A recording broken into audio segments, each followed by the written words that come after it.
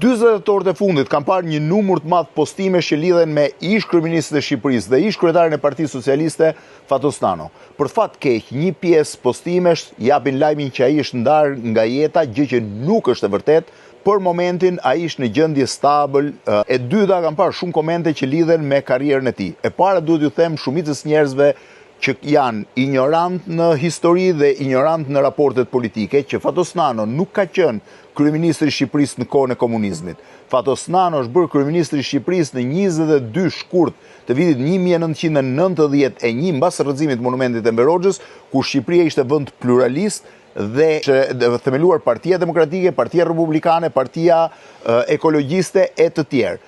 Kështu që Fatos Nano ka qenë kryeministri i Shqipërisë në 4 qeveri, shkurt mars 91, prill qershor 91, shtator 97, shtator 98 dhe më pas 2002-2005. Fatos Nano nuk ka qenë një funksionar i komunizmit, Fatos Nano ka qenë një politikan i kohës së demokracisë.